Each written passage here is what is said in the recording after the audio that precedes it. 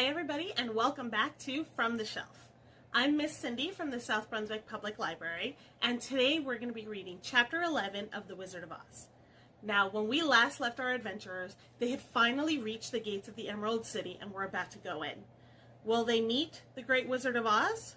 Let's find out. The wonderful Emerald City of Oz. Even with eyes protected by the green spectacles, Dorothy and her friends were at first dazzled by the brilliancy of the wonderful city. The streets were lined with beautiful houses all built of green marble and studded everywhere with sparkling emeralds. They walked over a pavement of the same green marble, and where the blocks were joined together were rows of emeralds set closely and glittering in the brightness of the sun. The window panes were of green glass. Even the sky above the city had a green tint, and the rays of the sun were green.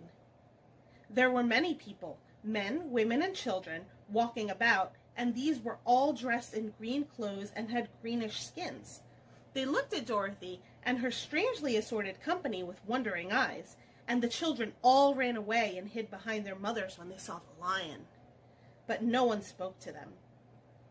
Many shops stood in the street, and Dorothy saw that everything in them was green. Green candy and green popcorn were offered for sale, as well as green shoes, green hats, and green clothes of all sorts. At one place, a man was selling green lemonade, and when the children bought it, Dorothy could see that they paid for it with green pennies. There seemed to be no horses, nor animals of any kind. The men carried things around in little green carts, which they pushed before them. Everyone seemed happy and contented and prosperous. The guardian of the gates led them through the streets until they came to a big building, exactly in the middle of the city, which was the Palace of Oz, the Great Wizard. There was a soldier before the door, dressed in a green uniform and wearing a long green beard. "Here are strangers," said the guardian of the gates to him, "and they demand to see the Great Oz." "Step inside," answered the soldier, "and I will carry your message to him." So they passed through the palace gates and were led into a big room with a green carpet and lovely green furniture set with emeralds. The soldier made them all wipe their feet upon a green mat before entering this room, and when they were seated, he said politely, "Please make yourselves comfortable while I go to the door of the throne room and tell Oz you were here." They had to wait a long time before the soldier returned. When at last he came back, Dorothy asked, "Have you seen Oz?" "Oh, no," returned the soldier. "I have never seen him, but I spoke to him as he sat behind his screen and gave him your message. He says he will grant you an audience if you so desire, but each one of you must enter his presence alone, and he will admit but one each day. Therefore, as you must remain in the palace for several days, I will have you shown to rooms where you may rest in comfort after your journey." "Thank you," replied the girl. "This is very kind of Oz." The soldier now blew upon a green whistle, and at once a young girl dressed in a pretty green silk gown entered the room. She had lovely green hair and green eyes, and she bowed low before Dorothy as she said, "Follow me, and I will show you to your room." So Dorothy said goodbye to all her friends except Toto, and taking the dog in her arms, followed the green girl through 7 passages and up 3 flights of stairs, until they came to a room at the front of the palace. It was the sweetest little room in the world, with a soft, comfortable bed that had sheets of green silk and a green velvet counterpane. There was a tiny fountain in the middle of the room that shot a spray of green perfume into the air, to fall back into a beautifully carved green marble basin. Beautiful green flowers stood in the windows, and there was a shelf with a row of little green books. When Dorothy had time to open these books, she found them full of queer green pictures that made her laugh. They were so funny. In a wardrobe were many green dresses made of silk and satin and velvet, and all of them fitted Dorothy exactly. "Make yourself perfectly at home," said the green girl, "and if you wish for anything, ring the bell. Oz will send for you tomorrow morning." She left Dorothy alone and went back to the others. These were also led to rooms, and each one of them found himself lodged in a very pleasant part of the palace. Of course, this politeness was wasted on the Scarecrow, for when he found himself alone in his room, he stood stupidly in one spot, just within the doorway, to wait till morning. It would not rest him to lie down, and he could not close his eyes, So he remained all night staring at a little spider which was weaving its web in a corner of the room, just as if it were not one of the most wonderful rooms in the world. The Tin Woodman lay down on his bed from force of habit, for he remembered when he was made of flesh, but not being able to sleep, he passed the night moving his joints up and down to make sure they kept in good working order. The Lion would have preferred a bed of dried leaves in the forest, and did not like being shut up in a room, but he had too much sense to let this worry him, so he sprang upon the bed and rolled himself up like a cat and purred himself to sleep in a minute.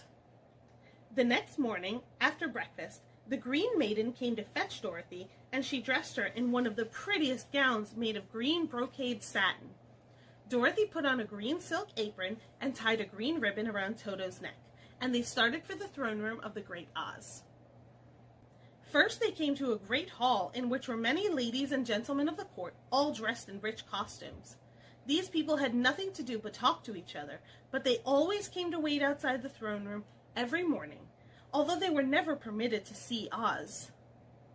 As Dorothy entered, they looked at her curiously, and one of them whispered, "Are you really going to look upon the face of Oz the Terrible?" "Of course," answered the girl, "if he will see me." "Oh, he will see you," said the soldier who had taken her message to the wizard, "although he does not like to have people asked to see him.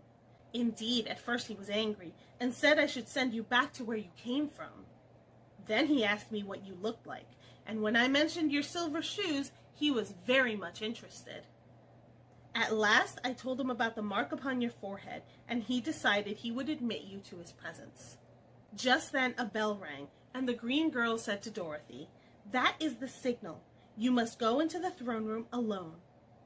She opened a little door, and Dorothy walked boldly through and found herself in a wonderful place. It was a big, round room with a high arched roof, and the walls and ceiling and floor were covered with large emeralds set closely together.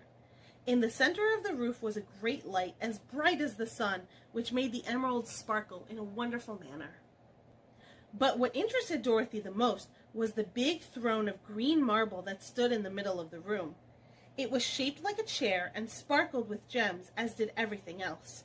In the center of the chair was an enormous head, without body to support it or any arms or legs whatsoever. There was no hair upon his head, but it had eyes and nose and mouth, and was bigger than the head of the biggest giant. As Dorothy gazed upon this in wonder and fear, the eyes turned slowly and looked at her sharply and steadily. Then the mouth moved, and Dorothy heard a voice say, "I am Oz, the Great and Terrible. Who are you, and why do you come to seek me?" It was not such an awful voice as she had expected to come from the big head, so she took courage and answered, "I am Dorothy, the small and meek. I have come to you to ask for help." The eyes looked at her thoughtfully for a full minute. Then said the voice, "Where did you get the silver shoes?" "I got them from the Wicked Witch of the East when my house fell on her and killed her," she replied. "Where did you get the mark upon your forehead?" continued the voice. "That is where the Good Witch of the North kissed me when she bade me goodbye and sent me to you," said the girl. Again the eyes looked at her sharply, and they saw she was telling the truth.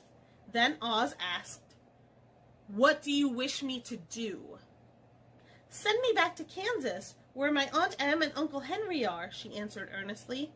"I don't like your country, although it is so beautiful, and I am sure Aunt Em will be dreadfully worried over my being away for so long." The eyes winked 3 times, and then they turned up to the ceiling and down to the floor and rolled around so queerly that they seemed to see every part of the room, and at last they looked at Dorothy again.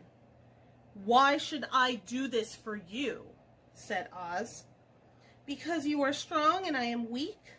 Because you are a great wizard and I am only a helpless little girl," she answered. "But you were strong enough to kill the Wicked Witch of the East," said Oz. "That just happened," returned Dorothy simply. "I could not help it." "Well," said the head, "I will give you my answer. You have no right to expect me to send you back to Kansas unless you do something for me in return. In this country, everyone must pay for everything he gets. If you wish me to use my magic power to send you home again, you must do something for me first. Help me, and I will help you." "What must I do?" asked the girl. "Kill the Wicked Witch of the West," answered Oz. "But I cannot!" exclaimed Dorothy, greatly surprised. "You killed the Witch of the East, and you wear the silver shoes, which bear a powerful charm. There is now but one Wicked Witch left in all this land, and when you can tell me she is dead, I will send you back to Kansas, but not before." The little girl began to weep. She was much disappointed, and the eyes winked again and looked upon her anxiously, as if the great Oz felt that she could help him if she would. "I never killed anything willingly," she sobbed, "and even if I wanted to, how could I kill the Wicked Witch? If you, who are great and terrible, cannot kill her yourself, how do you expect me to do it?" "I do not know," said the head, "but that is my answer, and until the Wicked Witch dies, you will not see your uncle and aunt again. Remember that the witch is wicked, tremendously wicked, and ought to be killed. Now go, and do not ask to see me again until you have done your task." Sorrowfully, Dorothy left the throne room and went back to where the Lion and the Scarecrow and the Tin Woodman were waiting to hear what Oz had said to her. "There is no hope for me," she said sadly, "for Oz will not send me home until I have killed the Wicked Witch of the West, and that I can never do." Her friends were sorry, but could do nothing to help her, so she went to her own room and lay down on the bed and cried herself to sleep.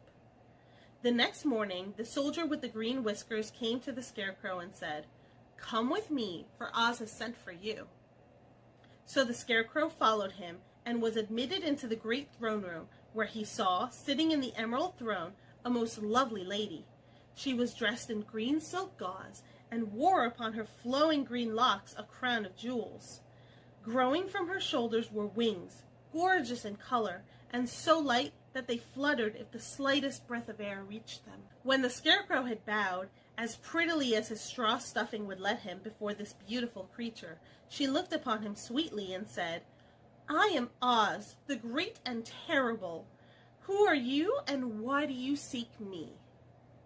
Now the Scarecrow, who had expected to see the great head Dorothy had told him of, was much astonished, but he answered her bravely. "I am only a scarecrow stuffed with straw. Therefore I have no brains, and I come to you praying that you will put brains in my head instead of straw, so that I may become as much of a man as any other in your dominions." "Why should I do this for you?" asked the lady. "Because you are wise and powerful, and no one else can help me," answered the Scarecrow. "I never grant favors without some return," said Oz, "but this much I will promise. If you will kill for me the Wicked Witch of the West, I will bestow upon you a great many brains, and such good brains that you will be the wisest man in all of the land of Oz." "I thought you asked Dorothy to kill the witch," said the Scarecrow in surprise. "So I did. I don't care who kills her. But until she is dead, I will not grant your wish. Now go, and do not seek me again until you have earned the brains you so greatly desire." The Scarecrow went sorrowfully back to his friends and told them what Oz had said, and Dorothy was surprised to find that the great wizard was not a head, as she had seen him, but a lovely lady. "All the same," said the Scarecrow, "she needs a heart as much as the Tin Woodman." On the next morning, the soldier with the green whiskers came to the Tin Woodman and said, "Oz has sent for you. Follow me." So the Tin Woodman followed him and came to a great throne room. He did not know whether he would find Oz a lovely lady or a head, but he hoped it would be the lovely lady. "For," he said to himself, "if it is the head, I am sure I shall not be given a heart, since a head has no heart of its own, and therefore cannot feel for me. But if it is the lovely lady, I shall beg hard for a heart, for all ladies are themselves said to be kindly-hearted." But when the Woodman entered the great throne room, he saw neither the head nor the lady, for Oz had taken the shape of a most terrible beast. It was nearly as big as an elephant, and the green throne seemed hardly strong enough to hold its weight. The beast had a head like that of a rhinoceros, only there were 5 eyes in its face. There were 5 long arms growing out of its body, and it also had 5 long, slim legs. Thick, woolly hair covered every part of it, and a more dreadful-looking monster he could not have imagined. It was fortunate the Tin Woodman had no heart at that moment, for it would have beat loud and fast from terror. But being only tin, the Woodman was not at all afraid, although he was much disappointed. "I am Oz, the great and terrible," spake the beast, in a voice that was one great roar. "Who are you, and why do you seek me?" "I am a woodman and made of tin. Therefore I have no heart and cannot love. I pray you to give me a heart, that I may be as other men are." "Why should I do this?" demanded the beast. "Because I ask it, and you alone can grant my request," answered the woodman. Oz gave a low growl at this, but said gruffly, "If you indeed desire a heart, you must earn it." "How?" asked the woodman. "Help Dorothy to kill the Wicked Witch of the West," replied the beast. "When the witch is dead, come to me, and I will then give you the biggest and kindest and most loving heart in all of the land of Oz." So the Tin Woodman was forced to return sorrowfully to his friends and tell them of the terrible beast he had seen. They all wondered greatly at the many forms the great wizard could take upon himself, and the lion said, "If he is a beast when I go see him, I shall roar my loudest, and so frighten him that he will grant all I ask. And if he is the lovely lady, I shall pretend to spring upon her, and so compel her to do my bidding. And if he is the great head, he will be at my mercy, for I will roll his head all about the great room until he promises to give us what we desire. So be of good cheer, my friends, for all will yet be well." The next morning, the soldier with the green whiskers led the lion to the great throne room and bade him enter the presence of Oz. The lion at once passed through the door, and glancing around saw to his surprise that before the throne was a ball of fire, so fierce and glowing he could scarcely bear to gaze upon it. His first thought was that Oz had by accident caught on fire and was burning up, but when he tried to go nearer, the heat was so intense that it singed his whiskers, and he crept back tremblingly to a spot nearer the door. Then a low, quiet voice came from the ball of fire, and these were the words it spoke. "I am Oz, the great and terrible. Who are you, and why do you seek me?" And the lion answered, "I am a cowardly lion, afraid of everything. I come to you to beg that you may give me courage, so that in reality I may become the king of beasts, as men call me." "Why should I give you courage?" demanded Oz. "Because of all wizards, you are the greatest, and alone have power to grant my request," answered the lion. The ball of fire burned fiercely for a time, and the voice said, "Bring me proof that the Wicked Witch is dead, and that moment I will give you courage, but so long as the witch lives, you must remain a coward." The lion was angry at this speech, but could say nothing in reply, and while he stood silently gazing at the ball of fire, it became so furiously hot that he turned tail and rushed from the room. He was glad to find his friends waiting for him, and told them of his terrible interview with the wizard. "What shall we do now?" asked Dorothy sadly. "There is only one thing we can do," returned the lion, "and that is to go to the land of the Winkies, seek out the Wicked Witch, and destroy her." "But suppose we cannot?" said the girl. "Then I shall never have courage," declared the lion. "And I shall never have brains," added the Scarecrow. "And I shall never have a heart," spoke the Tin Woodman. "And I shall never see Aunt Em and Uncle Henry," said Dorothy, beginning to cry. "Be careful," cried the green girl. "The tears will fall on your green silk gown and spot it." So Dorothy dried her eyes and said, "I suppose we must try it, but I am sure I do not want to kill anybody, even to see Aunt Em again." "I will go with you, but I'm too much of a coward to kill the witch," said the lion. "I will go too," declared the Scarecrow, but I shall not be of much help to you. I am such a fool." "I haven't the heart to harm even a witch," remarked the Tin Woodman, "but if you go, I certainly shall go with you." Therefore it was decided to start upon their journey the next day, and the Woodman sharpened his axe on a green grindstone and had all his joints properly oiled.